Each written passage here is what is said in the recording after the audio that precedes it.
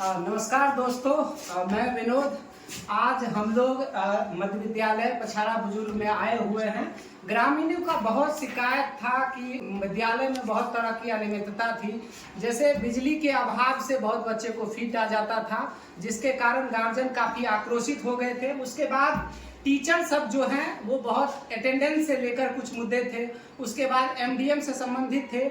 और हम ग्रामीणों लोग का एक मांग है कि कम से कम स्कूल प्रांगण में सीसीटीवी कैमरा होना चाहिए। और सीसीटीवी कैमरा में 5 जगह विकास फंड के माध्यम से सर कराएंगे।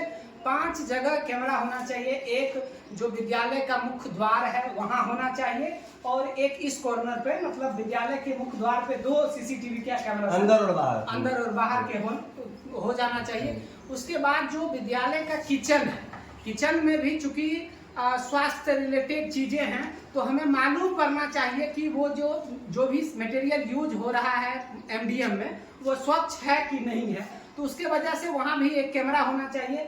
उसके बाद सर के ऑफिस में भी एक कैमरा होना चाहिए, ताकि मॉनिटरिंग हो कि जितने टीचर उपस्थित हैं वो कैमरा में दर्ज हो।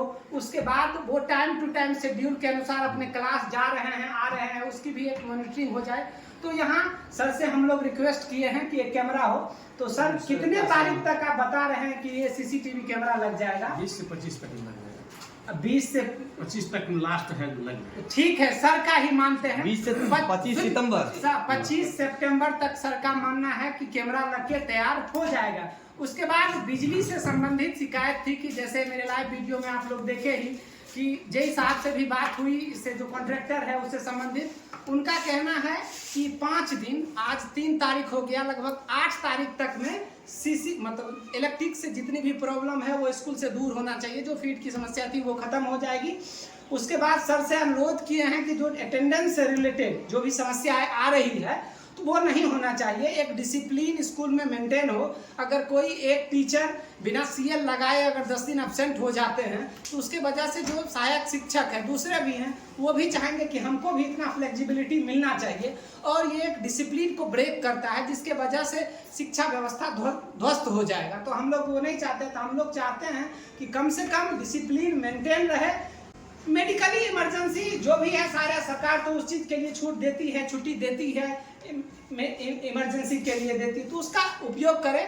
और यही सब बातें हैं। अगर और आप लोग कुछ पूछना चाहते हैं तो पूछ लीजिए, जिससे उसके बाद है सब बात कीजिए, बताए हैं। तो इस सब से और इससे संबंधित समस्या खत्म हो जाना चाहिए। आप में इसमें सहमति है ना? सहमत है ना इतना चीज से? कोई दबाव हुआ कुछ ऐसा? नहीं, इसमें दबाव क्या है?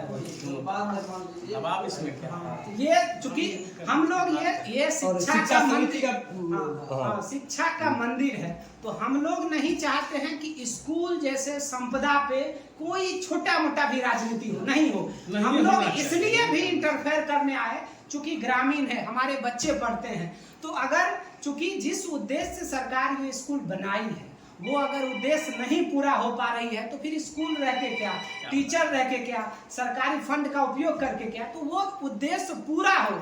अगर उद्देश्य पूरा होने में कोई गड़बड़ी हो रही है तो उसका ध्यान दिलाना मूल कर्तव्य हम लोग का भी बनता है कि वो उसमें गड़बड़ी ना हो। तो उसका जो कर्तव्य है आपको, उस कर्तव्य को ध्यान दिलाने के लिए आज हम लोग उपस्थित हुए।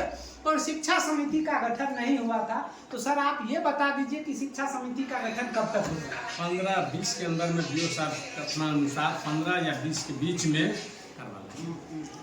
15 से 20 सितंबर के बीच में करवा हो जाना चाहिए। तो और कोई और समस्या हो तो आप लोग बताइए, जिससे संबंधित प्रश्न सर से पूछा जाए, या आप पूछ सकते हैं तो पूछिए। हो गया, चलिए ठीक है, धन्यवाद। मिलते हैं किसी अगले वीडियो।